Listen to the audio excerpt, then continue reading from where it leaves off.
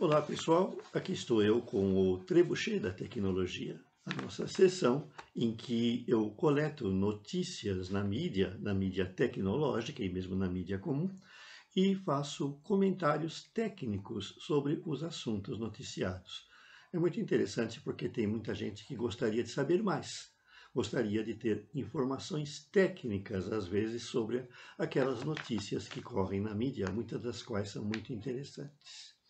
E as notícias que eu colhi agora, nesse mês de agosto de 2020, são duas, e ambas relacionadas com a pesquisa espacial, com as viagens espaciais. A primeira delas, na realidade, eu já tinha explorado num artigo que eu escrevi lá pelos anos 60, no jornal A Eletrônica em Foco. Muito interessante.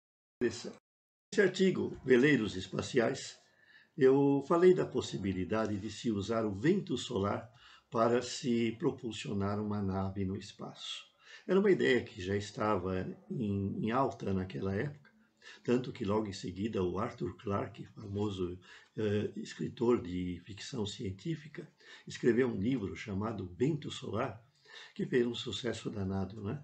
E eu acabei até indo na onda dele, porque na minha comunidade, na minha escola, me chamaram de visionário, que como que eu tinha sabido daquela ideia do vento solar, né, de propulsionar naves no espaço no futuro. E realmente é possível. O que acontece? O Sol emite luz. E junto com a luz, partículas também carregadas de eletricidade. Mas a luz, ela exerce pressão. Tanto que existe um brinquedinho que é um bulbo de vidro com uma espécie de um torniquete dentro, que quando bate luz ele vira com a pressão da luz, mostrando que a ideia de que os fótons carregam energia, que é uma ideia já da época de Einstein, eles podem servir para proporcionar uma nave no espaço. Assim, os cientistas lá na NASA, eles estão desenvolvendo uma nave interestelar que vai viajar até a estrela mais próxima de nós, a Próxima Centauri. Evidentemente, uma estrela é 4 anos-luz e meio, mais ou menos, algo em torno disso. Para que vocês tenham uma ideia, para chegar lá, se nós tivéssemos uma nave que viajasse na mesma velocidade, no caso da Voyager, que chega a 80 mil quilômetros por hora, nós estaríamos precisando de 73 mil anos para chegar até lá. E com a nave propulsionada pela pressão da luz solar, nós precisaríamos apenas de 185 anos. E os custos seriam menores, porque para viajar 73 mil anos com uma nave comum, quanto de combustível não seria necessário? É lógico que sempre tem-se a ideia de dar um impulso e deixar que ela vá pela ação do impulso, mas mesmo assim é um tempo extraordinariamente longo. E com a pressão da luz, nós temos uma aceleração constante. E no vácuo não existe oposição. E uma nave desse tipo poderia atingir uma velocidade mais ou menos próxima de 1/3 ou 1/4 da velocidade da luz. Então, essa velocidade que seria atingida num longo intervalo de tempo permitiria que a viagem fosse encolhida para uns 73 mil anos, o que ainda é muito. Mas vejam que a ideia é utilizar uma enorme vela que possa colher a luz solar. Então, os fótons bateriam nessa vela e daria um efeito mais ou menos como o das bolas de bilhar. O fóton bate, ele provoca uma agitação que vai estimular os átomos dessa enorme vela e eles vão emitir uma radiação de volta. Esse rebatimento tem o efeito de formar uma força de propulsão. É como se milhares e milhares de minúsculas bolas de bilhar estivessem constantemente batendo nessa vela e empurrando-a para a frente. Para que vocês tenham uma ideia, o que se pretende fazer é algo fantástico que já se falava lá no tempo do Arthur Clarke. Segundo o Astronomy and Astrophysics Journal, que é uma publicação de astronomia, os pesquisadores do Max Planck Institute, eles propuseram a construção de uma nave baseado em uma fibra de carbono que é 15 mil vezes mais leve que o alumínio. Então, seria levada para o espaço e lá essa fibra abriria como uma vela, uma vela de vários quilômetros quadrados que passaria a colher a luz do Sol e assim propulsionar a nave até a estrela mais próxima. O custo seria muito menor do que uma nave com propulsão comum e assim a ideia está sendo analisada e quem sabe a gente terá no futuro uma nave espacial interestelar propulsionada pelo vento solar, como falou o Arthur Clarke lá na sua publicação dos anos 60. E eu também falei no meu artigo Veleiro Espacial da mesma época, publicado num jornal de tecnologia da época. Nossa segunda notícia que nós vamos comentar é que a NASA está anunciando o mais potente motor iônico até agora construído. Esse motor tem uma potência de 13 kW, o que daria alguma coisa, se nós fizermos os cálculos, de perto de 20 cavalos de força, o que no espaço é uma potência enorme, porque no espaço não há resistência para bloquear o movimento dos objetos.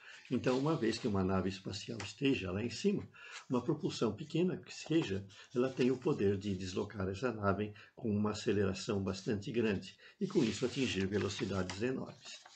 Lá no meu site vocês vão encontrar um motor iônico, que eu montei o protótipo justamente quando essa tecnologia estava em alta, e que vocês, se quiserem, até podem montar. E lá eu falo que a velocidade teórica que um motor iônico pode atingir chega aos 80.000 km por segundo, o que é uma velocidade de 1/3 da velocidade da luz. Então vocês imaginam o que pode ser feito com um motor desse tipo em termos de propulsão espacial. A NASA tem se preocupado bastante com esse tipo de propulsão iônica, porque ela já verificou que o rendimento de um motor iônico é pelo menos 10 vezes maior do que o rendimento de um motor de propulsão química. É lógico que hoje a propulsão química é fundamental para tirar o veículo aqui da Terra, porque ela pode proporcionar potências imensas, enquanto que a propulsão iônica ela só funciona hoje no espaço, porque ela não tem potência. Mas, por outro lado, ela pode atingir uma velocidade muito maior do que a propulsão química. Daí o interesse da NASA em desenvolver motores que usam essa tecnologia. São motores que já são hoje usados lá no espaço para posicionar satélites, para modificar a órbita de satélites e mesmo em algumas naves para modificar a sua velocidade ou a sua direção quando elas estão em viagem, por exemplo, para corpos celestes muito distantes. Como é que funciona a propulsão iônica? É uma propulsão elétrica. A gente sabe que se a gente carregar um corpo de eletricidade e ele tiver uma ponta, como um para-raio, as cargas elétricas elas tendem a escapar por ali. E nesse escapar, elas produzem uma força de propulsão, uma força de repulsão. E como que elas escapam? Elas precisam normalmente de um meio gasoso. Então, injeta-se uma pequena quantidade de gás naquela ponta, né, lá no espaço, e ali ocorre o quê? A formação das cargas elétricas que são repelidas. E nessa repulsão elétrica ocorre o efeito do ação e reação, bem conhecido das leis de Newton, né? Que faz com que as cargas vão para um lado e empurrem o foguete, é lógico, o motor, na direção oposta. Como a força elétrica ela é muito grande para as cargas, elas podem ser repelidas com velocidades imensas.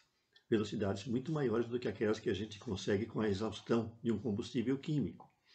E nessa repulsão, que atinge até 1/3 da velocidade da luz, nós temos a possibilidade do motor ter uma grande velocidade final. É lógico que a força que ele tem é pequena. Então, o que nós temos que fazer? Ligar o motor e esperar. Esperar muito, esperar dias, semanas, meses ou até anos para que ele atinja aquela velocidade máxima e assim viaje lá para os confins do espaço.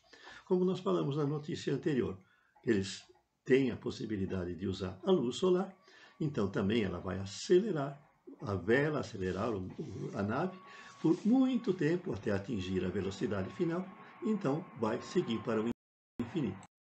Os motores iônicos também, eles vão acelerar, acelerar, acelerar, sempre até atingir aquela velocidade limite, que é dada aproximadamente por 1/3 da velocidade da luz, e seguir o seu destino, sendo, portanto, motores apropriados para viagens muito longas no espaço.